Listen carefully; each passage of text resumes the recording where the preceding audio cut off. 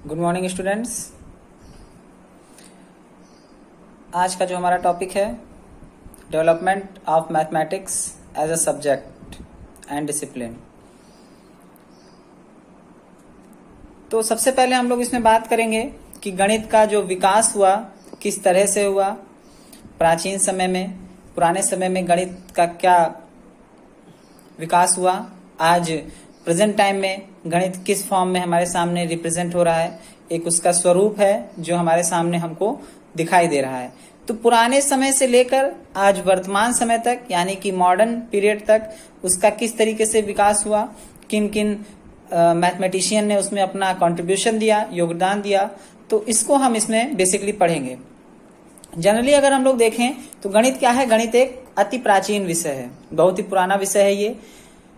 जिस समय मानव सृष्टि का निर्माण हुआ यानी कि जब मानव इस सृष्टि में आया तब से उसके पास कोई ऐसा माध्यम नहीं था जिसके द्वारा वह अपने थिंकिंग को, अपने विचारों को किसी के साथ व्यक्त कर सके।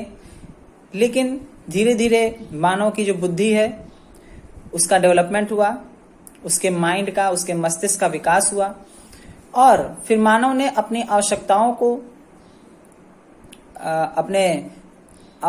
को किसी ना किसी वस्तुओं को संख्यात्मक रूप देने के लिए क्या किया, उन्होंने गणित का विकास किया।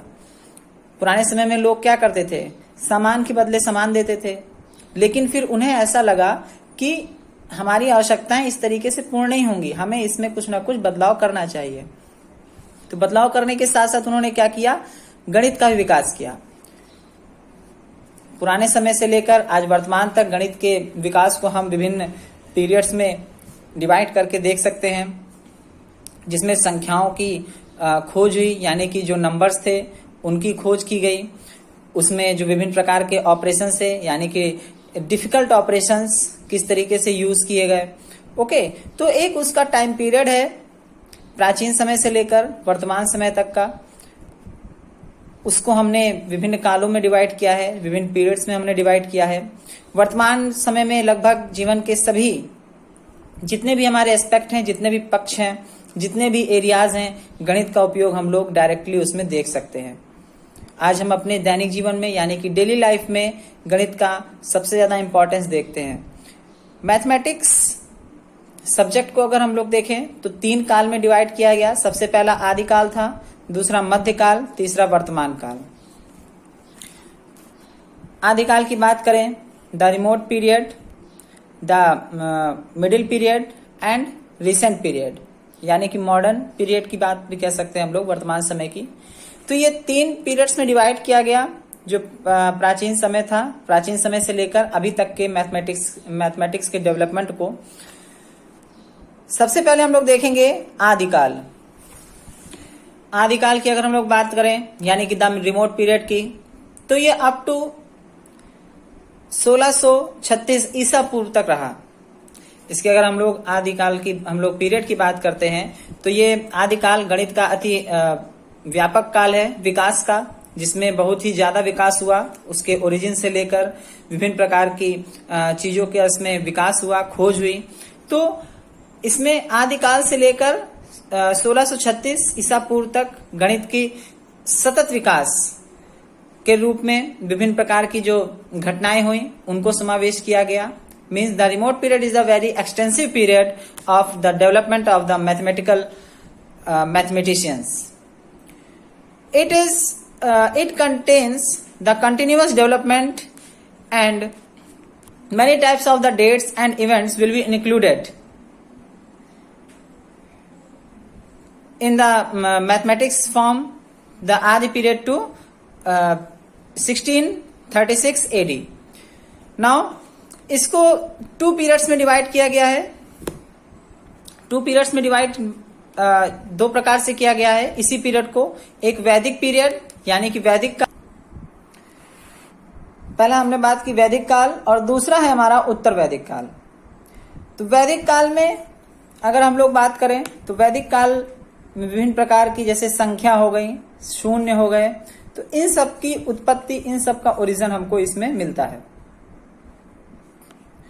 इसमें गणित का उदय भारत में अति प्राचीन काल में हुआ, जैसा कि हम लोग पढ़ चुके हैं। ऋग्वेद में गणित को सर्वप्रथम उल्लेख ऋग्वेद में मिला है गणित का, और उसको प्राथमिकता दी जाती है, यानी कि प्रायोरिटी दी जाती है ऋग्वेद में। ऋग्वेद हमारा सबसे बड़ा और पुराना वेद है। तो उसमें एक श्लोक के माध्यम से संख्याओं को ऋग्वेद में रिप्रेजेंट किया गया है। श्लोक है हमारा, द्वादश प्रधश्च क्रमेकम त्रीणि नन्याक्मि उच्चिकेता तस्मिन् तस्माकम त्रिष्टा नाशकम वो पित्रा षष्टि चंचल चालिसा।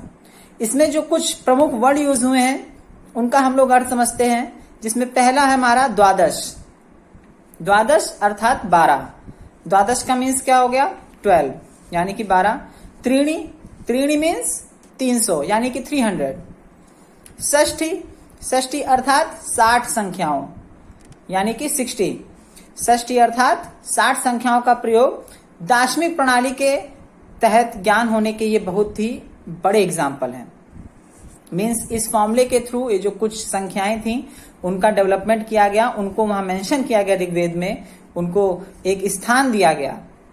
ओके, तो आज संपूर्ण विश्व में प्रचलित हमारा जो शून्य है, शून्य की अगर हम लोग बात करें तो प्रचलित शून्य संख्या अर्थात जो दार्शनिक स्थान पद्धति है उसका भी आविष्कार इसी काल में हुआ। दार्शनिक प्रणाली जो कि हमारी 0 से लेकर 9 संख्याएं हैं, 0, 1, 2, 3, 4, 5, 6, 7, 8, 9, तो इसका भी आविष्कार इसी वैदिक काल में हुआ, जो कि गणित के क्षेत्र में एक अभूतपूर्व देन है, यानी कि एक वेरी इंपॉर्टेंट उसका कंट्रीब्यूशन है, जिससे आज हम लोग उन 10 जो दार्शनिक प्रणाली है उसको हम लोग यूज करके लाखों करोड़ों और अरबों में बात करते हैं। ओके,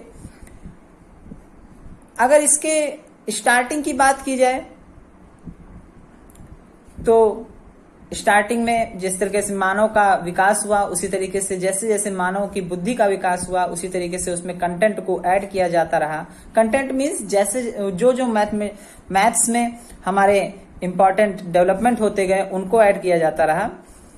शून्य का आविष्कार कब हुआ, किसने हुआ, इस पर काफी संशय बना रहा, किसने किया है और कब हुआ।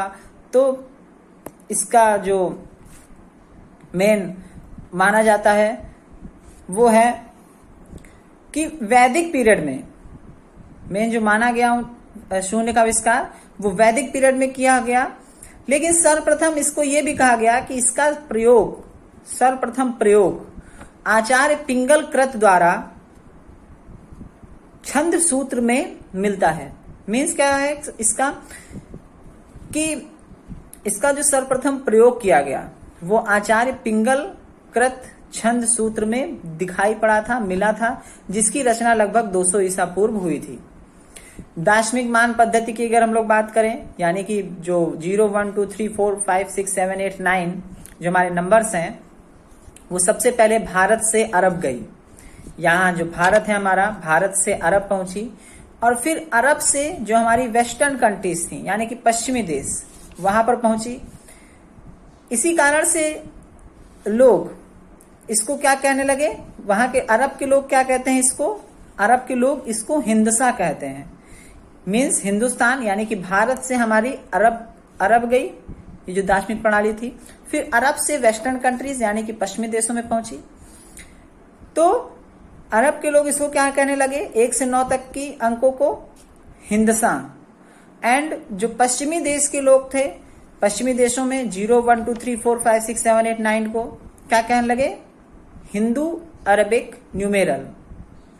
क्या कहने लगे उसको, हिंदू अरबिक न्यूमेरल।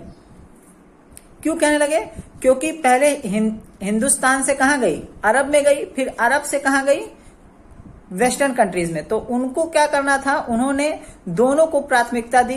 पहले हिंदुस्तान से गई थी इसलिए उसको हिंदू रखा, और फिर अरब से वेस्टर्न कंट्री से पहुंची थी इसलिए उसको कहा गया हिंदू अरबिक न्यूमेरल्स कहा गया। ओके, सेकंड आता है हमारा उत्तर वैदिक काल। उत्तर वैदिक काल की अगर हम लोग बात करें तो इस युग में संख्या लेखन में पद्धति भिन्न, मिश्रानुपात, अनुपात, बीजगणितीय समीकरण, algebraic equations, proportion, ratio and इसके जो एप्लीकेशंस थे यानी इसके अनुप्रयोग और विभिन्न प्रकार की श्रेणियों में अगर हम लोग बात करें तो गुणात्मक श्रेणी, हरात्मक श्रेणी, एपी, जीपी, एचपी, ओके, तो ये सब श्रेणियां हैं। फिर विभिन्न प्रकार के फंक्शंस जैसे क्रमचय संचय, परमुटेशन कॉम्बिनेशन, घातांक एवं लघुगुणक, लॉग, एक्सपोनेंट्स एंड पावर्स, इसके विभिन्न प्रकार के जो लॉज हैं, सेट थ्योरी एंड जो विभिन्न टाइप्स के टॉपिक्स हैं उनको भी विशेष रूप से इस पर प्रकाश डाला गया। मीन्स इन सब चीजों का डेवलपमेंट इस उत्तर वैदिक काल में स्टार्ट हो गया। बहुत सारी चीजें हम लोगों ने इसमें नहीं देखी। जैसे बात करें अगर समुच्चय सिद्धांत की यानी सेट थ्योरी की, तो सेट थ्योरी का विकास हमारे उत्तर वैदिक काल से ही हमको स्टार्ट होना दिखाई दे गया था और आज प्रेजेंट टाइम में हम उसका यूज अपनी डेली लाइफ में भी करते हैं। क्रमचय संचय, घातांक, लघुगुणक के जो नियम हैं, लॉग के जो रूल्स हैं उनको भी हम लोग फॉलो करते हैं। तो ये सब उत्तर वैदिक काल से ही स्टार्ट हो गए थे, गणित के विकास में सहायक थे। गणित का जो विकास हुआ उसमें ये सब ऐड होना शुरू हो गए थे और गणना और संख्याओं को हमने देखा कि जो वैदिक काल था उसमें गणना और संख्याओं का स्टार्टिंग विकास हो गया था, लेकिन उस संख्याओं को जो दार्शनिक प्रणाली थी उसका हमारे संख्याओं का गिनती में किस तरीके से यूज किया जाए वो हमारा उत्तर वैदिक काल में हमको स्पष्ट रूप से दिखाई देता है। तो बौद्ध साहित्य की अगर हम लोग बात करें, जो बौद्ध लोग थे उन्होंने अपने बौद्ध साहित्य में गणित को दो भागों में बांटा गया। सबसे पहला गणना और दूसरा संख्या, मीन्स कैलकुलेशंस एंड नंबर्स। उन्होंने संख्याओं को तीन रूपों में बांटा। सबसे पहले कौन से थी?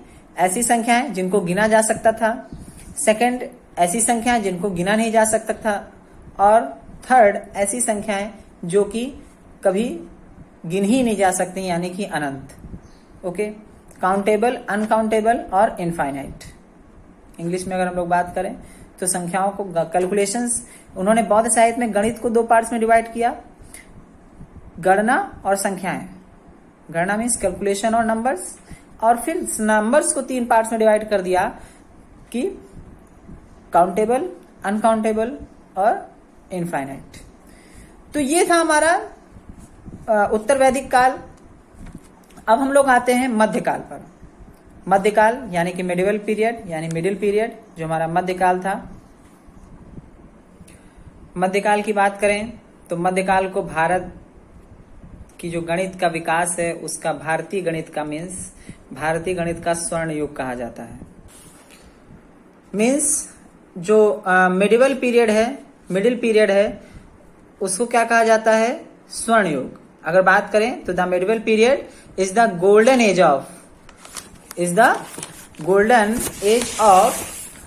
Indian mathematics. इसको किस नाम से जाना जाता है? Golden age of the medieval period is called the golden age of the Indian mathematics, स्वर्ण युग। स्वर्ण युग से जानने का एक इंपॉर्टेंस है, एक उसकी क्वालिटी है, क्यों जाना जाता है। तो हम लोग इस पे सबसे पहले फोकस करेंगे। हम लोग ये जानेंगे कि इसको आखिर स्वर्ण युग कहा क्यों जाता है। स्वर्ण युग इसलिए कहा जाता है क्योंकि जो हमारे मैथमेटिशियन थे, जो बहुत सारे मैथमेटिशियन हुए, बहुत से फेमस मैथमेटिशियन हुए, कुछ ऐसे मैथमेटिशियन हुए जिन्होंने थोड़ा सा योगदान दिया, कुछ ने बहुत ही ज्यादा योगदान दिया। तो सबसे ज्यादा मैथमेटिशियनों ने जो विकास किया मैथमेटिक्स का वो इस मध्यकाल में ही रहकर किया, और सभी ने अपना योगदान, जितना भी योगदान हो सकता था, अपना कंट्रीब्यूशन हो सकता था, उन्होंने अपने माइंड से उसको जैसे डेवलप किया, वो सबसे ज्यादा विकास गणित का वैदिक काल में भी हुआ, उत्तर वैदिक काल में हुआ, लेकिन उसके अकॉर्डिंग मध्यकाल में सबसे ज्यादा विकास हुआ। बात करें मध्यकाल में तो हमारे आर्यभट्ट प्रथम, भास्कराचार्य सेकंड, भास्कराचार्य प्रथम, महावीराचार्य, श्रीधराचार्य, ब्रह्मगुप्त एंड बहुत से हमारे ऐसे मैथमेटिशियन हुए जिन्होंने अपना थोड़ा सा ही योगदान दिया, लेकिन उनका थोड़ा सा योगदान भी हमारे लिए आज बहुत बड़ी सफलता की राह पर हमको ले जाता है। आज उनके योगदान को गणित की विभिन्न शाखाओं में यूज किया जा रहा है, उसकी विभिन्न ब्रांचेस में यूज किया जा रहा है। तो ये क्या है, ये हमारे लिए बहुत ही इंपॉर्टेंस रखता है, ये जो हमारा पीरियड है मिडिवल पीरियड। ओके, इसमें जो डिफरेंशियल कैलकुलस है, integration calculus, okay, integral calculus, तो ये सब जितने भी पार्ट्स थे इन सबको एक ज्योमेट्री के अंतर्गत लाया गया, मतलब ये अस्तित्व में आई। उस समय डिफरेंशिएशन, इंटीग्रेशन, ये सब हमारे क्या होंगे, इसी में इंक्लूड किए गए इस पीरियड में। और इसी पीरियड में हमारा जो लॉगरिथम था यानी कि लॉग की खोज हुई, उससे विभिन्न प्रकार के जो हमारे एप्लीकेशंस थे आज हम लोग प्रेजेंट टाइम में यूज करते हैं, पढ़ते हैं, उनका भी क्या हुआ, श्री गणेश हुआ। और उस जब लॉग को कैलकुलेट, जो हमारा कैलकुलस है उसमें उसको इंक्लूड करके पढ़ाया जाने लगा, और फिर कैलकुलेटरी साइंस का भी विकास हुआ। मीन्स देखा जाए तो सबसे ज्यादा मैथमेटिशियनों ने अपना इसमें योगदान दिया और बहुत ही अहम भूमिका निभाई इस पीरियड में। दूसरा आता है हमारा इंपॉर्टेंट अल-कैशी। अल-कैशी ने पाई का मान ज्ञात करने के लिए एक सूत्र का प्रतिपादन किया, जिसके द्वारा पाई का मान 4 से 4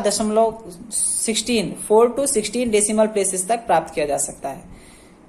ओके, एंड तो जो हमारे अल-कैशी जी थे, उन्होंने क्या किया, पाई का मान ज्ञात करने के लिए एक सूत्र का प्रतिपादन किया, एक ऐसे फॉर्मूले का फॉर्मेशन किया जिससे हम लोग पाई की वैल्यू 4 डेसिमल प्लेसेस से 16 डेसिमल प्लेसेस तक हम लोग जान सकते थे।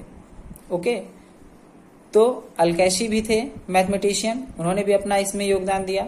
तो इस काल में अविभाजित ज्यामिति का भी विकास हुआ। अविभाजित ज्यामिति यानी कि इंडिविजुअल ज्योमेट्री का इस पीरियड में विकास हुआ। तो मध्यकाल जिस तरीके से हमारे लिए वैदिक काल इंपॉर्टेंट था, उत्तर वैदिक काल इंपॉर्टेंट था, यानी मीन्स आदिकाल के वो दोनों पार्ट हैं, वैदिक काल और उत्तर वैदिक काल। फिर आता है हमारा मध्यकाल यानी कि मिडिल पीरियड।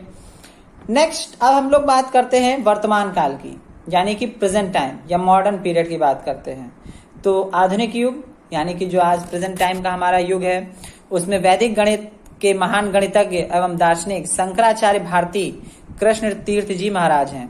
वैदिक गणित हम लोग पढ़ते हैं, पढ़ाई जाती है, जिसमें कुछ इंपॉर्टेंट फॉर्मूले होते हैं जिसके बेस पे हम लोग सरल तरीके से मैथमेटिक्स के क्वेश्चंस को हल कर लेते हैं।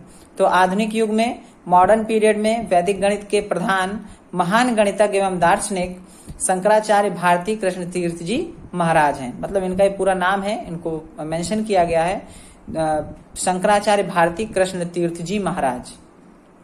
इनका ये इस तरीके से इनको महाराज का उपाधि दिया गया।